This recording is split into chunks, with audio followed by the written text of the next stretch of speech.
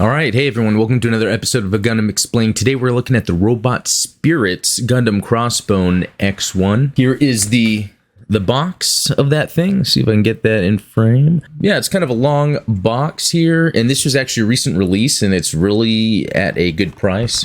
You know, kind of interesting that this is the Evolution spec, and I'm going to touch more on that a little later. Actually, I'm going to do some comparisons with some other Gundams, not only some from that same era, but another one that's an Evolution spec, and I'm kind of interested in the scaling, so yeah, let's get started. All right, so taking a look at this, you know, while this video didn't go out on Halloween, it is being filmed on Halloween, and I can kind of see this as a Gundam dressed up as a pirate. That is literally what's going on with this Crossbone. Look at the where the V-fin connects to the head. How you can kind of see the little pirate symbol there. It's pretty funny. And yeah, it just has pirate themes too. We'll get in the accessories in a second. You'll kind of see how it's just kind of crazy with all the pirate stuff going on. Now, again, yeah, this is from a manga called Crossbone, and it actually is like almost a sequel to F91. It has some of the same characters. There's the Crossbone Vanguard that's actually from F91 anyway, and it kind of just, yeah, it's an evolution, a continuation. This is Evolution Spec, so it's kind of got this plastic to it that almost seems very light, seems hollow, but it has all the articulation you'd expect. Yeah, in fact, let's go over articulation. So, starting with the head, yeah, it's got the typical head joint stuff going on. Let's see. It looks like there is, it kind of limits as it turns that far, but that is okay, so that works. Shoulders. Got typical, yeah, the shoulder moves up all the way, actually very easily all the way up in order to move the arm. Now yeah, you can actually see in here where it stops it from moving all the way. Yeah, so the arm doesn't go all the way up, but the shoulder does. Very interesting. It's got the bicep swivel. Confused myself here because it's got a bicep swivel, but it's got a forearm swivel. We can actually see that joint right there. And then you have the elbow. Let's see. I wonder if I've got that turned around. So yeah, because we can see here there's the two. Okay, so yeah, it looked like even though the bicep has the black stripe on both sides, but it's this little unpainted vent/thruster piece that can kind of help you determine where you're at.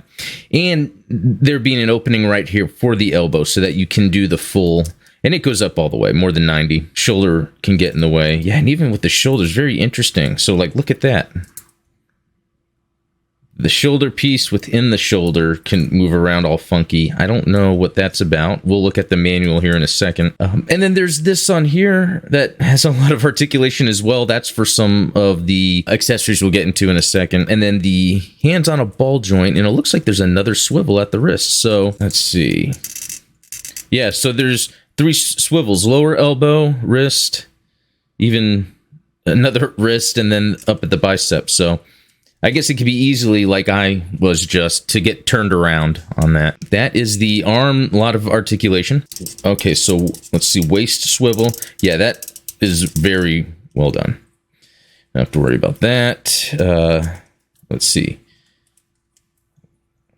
Yeah, without moving the legs. Okay, we get a lot of back. Not much front.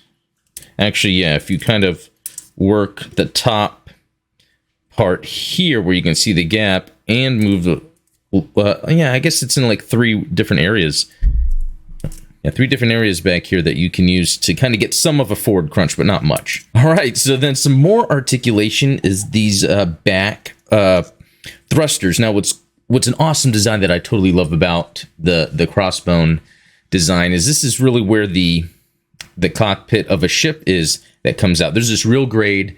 You actually can pull the ship out of the mobile suit, and it has the thrusters here. And these thrusters also have articulation. Let's see, are they a ball joint? Yeah, pretty much a ball joint there. Coming down to the side skirts. So there's multiple types of side skirts because they have some like pieces that can come off. Actually, I think it's more for the back where this can pull up, but we'll get to that in accessories. And I've left this on. That's another accessory piece. But yeah, we can see the side skirts move up, and they have some not hard points but attachment points for accessories. Yeah, this moves forward as well. So if we were to move all of the... Okay, looks like that back came off. Okay, so this backside skirt is very limited. It just comes off easily, so really you probably wouldn't move that back too far. But with that out of the way, you can get the legs moving apart. The knee can move back.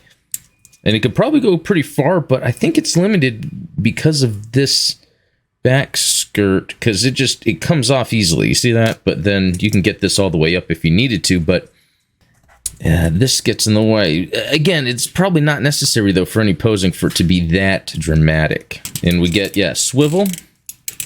All right, in the boot, that moves forward, moves back, and there's even like this other piece here, reminiscent of what's on the real grade, though these don't move individually. It seems to be just part of this armor that's on here. And if we look at the toes, yeah, it has their own movement like this. So this seems to have quite a bit of articulation, but not only that, tons of accessories. So let's get into that right now. All right, here's the manual for that. So there's a lot here actually, and I can kind of go over that. You know, feel free to, if you either lost your manual or want to look more into the manual, you can just pause it anytime. Let me just move that there. But just to kind of get an idea. Here, there's different face pieces we'll be looking at. There's some, I guess, where you can take off that top piece where the cockpit is. Also showing a lot of the different shoulder and arm articulation we looked at. Connector piece for stand. Let's see, a lot of interesting things you can do with, like, kind of the pirate knife, where part of it is in the leg, and you can plug the blade into the bottom of the boot, which is pretty cool. And then this shield energy connector piece. Here's kind of like a grappling hook, and we'll get to that in a little bit. And then again, here's the pirate gun it's got, where you can like take it apart, and it could be used in different ways, either like a little pirate sword or pirate rifle. Yeah, a lot of pirate stuff going on here. So luckily, oh, and then that will be fun to get to the cape here in a second. It's very crazy to think about a Gundam wearing a cape, but it happens and it seems to work. Yeah, there are the instructions. If there's anything I didn't point out here you need more clarity on, yeah, just let me know. All right, now let's get into accessories. So we have this cape, and this cape has articulation on it. You can actually take these 3 cape pieces off, and it has a spot here that replaces the top there in order to get it on, and I'll show that here in a sec. All right, here is the little beam shield thingy. Here is the pirate sword and the pirate like flint pistol, I think that's what they call, and then it attaches together, and I'll look at that here in a sec. All right, pirate beam blade. Here are the knives.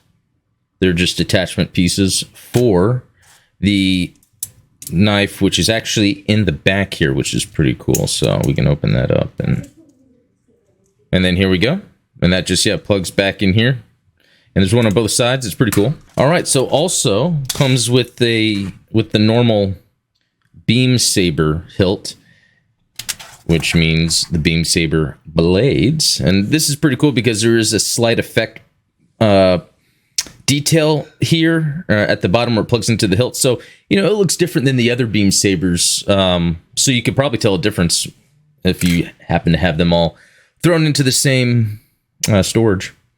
And then here is an effect piece that we'll look at here in a second.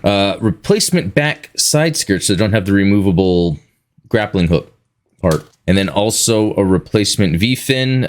You know, out of a lot of the V-fins, this is very long. It's very pointy, and I could see it breaking easily, so I'm glad there's an additional one. And then we have the alternate face plates. There's different, like, forms. So that's with the pirate eye patch, which is pretty funny. Again, it's like a Halloween costume for a Gundam. And then here's another one where it's just standard, because the one I actually have on it is opened. It's like an open mouth. Very cool looking. You know, it was interesting because when I first got into building Gunpla, one of the early ones I got was the Crossbone Gundam Real Grade, and I thought that was incredible. And there's a lot of things that still stuck with me, like with the formation of the mouth and everything.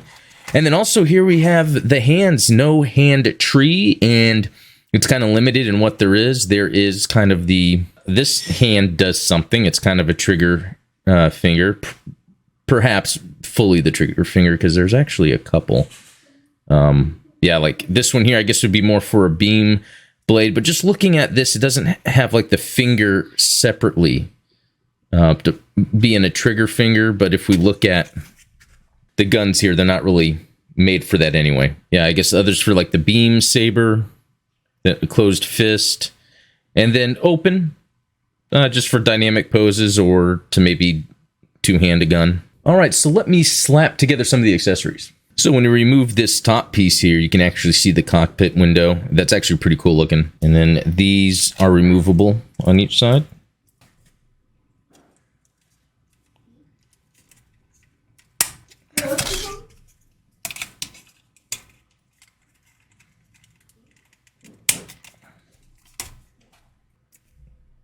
All right, the face piece seems a little difficult to come off, but I got it there. All right, here's the eye patch one plugged in. All right, and here he is with the cape on. It looks really cool, but there's a lot of weight on the back because of it, so you just have to kind of mess around to get a good stance for him. So pirate sword, flint pistol, or flintlock pistol. I think there's a specific name for it. Now let's change this thing up. So I forgot to mention this. This is on the back of the figure, and it looks like it's a missile bit, and that actually can plug into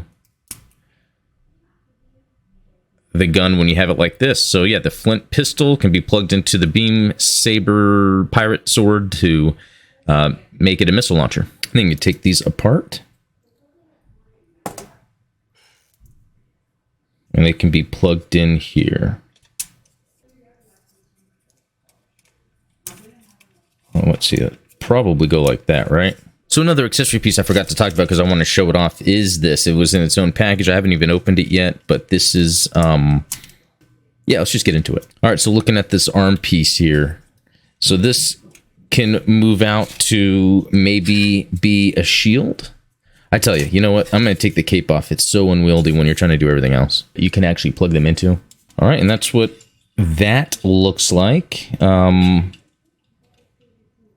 Pretty cool, I guess. Reminds me of F91, and kind of that era. Got a lot of different things you could do with that. But also with just the general ones with the spike. You can plug that in, and then it becomes a punchy thing. So another interesting tidbit. So on the back here, yeah, it just broke off.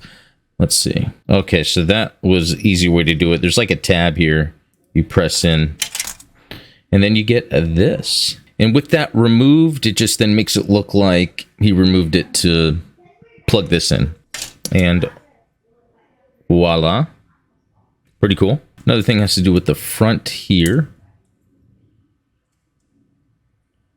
You then take that off and then get this and plug it in here, and then plug the end on here. And then you get another grappling hook thingy. So it's pretty cool how he has these different hook attachment parts. You know, and when it comes to the stand attachment adapter, it's the first I've seen it where it's a square peg that you plug in. All right, let's get into some comparisons. First up is this other Crossbone. This is an X2, and it is actually smaller. I've kind of raised it a bit so you can see it since this is on a stand, but it is smaller. It has a lot of the same features. It's almost, yeah, the same thing, but smaller. The plastic it feels a bit different. It's almost like, I don't want to say rubbery. But anyway, and this one has kind of the flat thrusters as opposed to kind of having this curve to them, which there was another version of this that's just like this, but it has the different thrusters. All right, and along with that is the Victory Gundam, which, so these are supposed to be almost in the same scale, but we can kind of see if we were to compare, oh, stand up, no. If we were to compare these two, we can kind of see how much smaller it is than that. So in terms of scaling robot spirits, the evolution spec seems to be a bit bigger.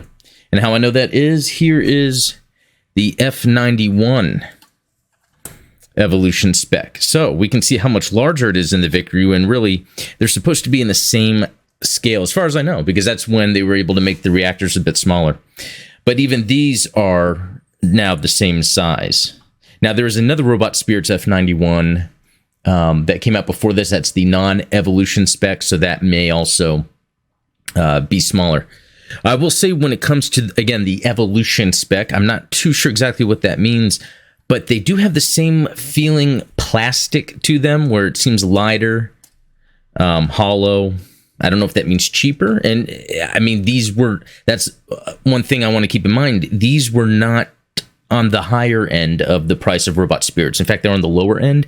I mean, you can probably still get this F91 for 60, this X1 for 70. So really the price is good. Maybe that is why they are a bit different in scale and quality, even though it's good quality.